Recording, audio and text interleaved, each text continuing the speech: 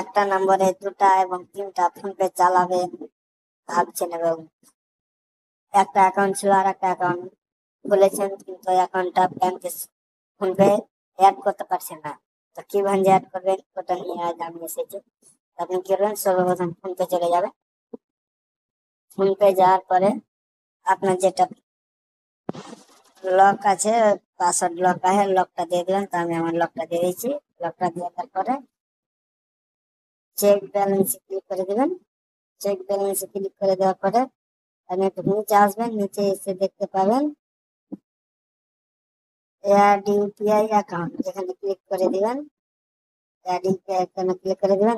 উপরে দেখতে পাচ্ছেন ব্যাংক অ্যাকাউন্টে ক্লিক করে দিবেন। ব্যাংক অ্যাকাউন্টে ক্লিক করে দেওয়ার পরে আপনার যেটা ব্যাংক অ্যাড করতে চাইছেন ওটা ব্যাংক আপনি করে দেবেন। তো আমি এয়ারটেল পেমেন্ট ব্যাংক করতে চাইছি, তো আমার এয়ারটেল পেমেন্ট ব্যাংক করে দিন।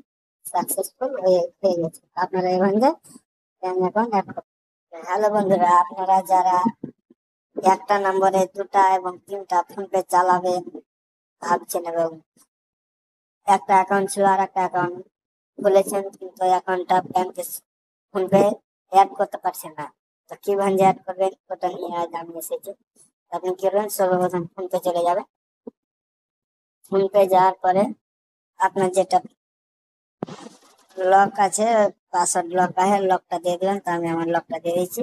লকটা দিয়ে দেওয়ার পরে চেক ব্যালেন্সে ক্লিক করে দিবেন। চেক ব্যালেন্সে ক্লিক করে দেওয়ার পরে আপনি একটু নিচে আসবেন। নিচে এসে দেখতে পাবেন অ্যাড ইউপিআই অ্যাকাউন্ট, এখানে ক্লিক করে দিবেন। অ্যাড ইউপিআই অ্যাকাউন্টে ক্লিক করে দিবেন।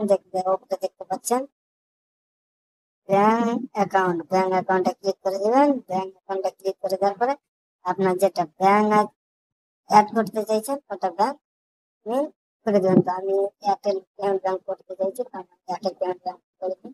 সাকসেসফুল হয়ে গেছে। আপনারা এভাবে ব্যাংক অ্যাকাউন্ট অ্যাড করতে পারবেন।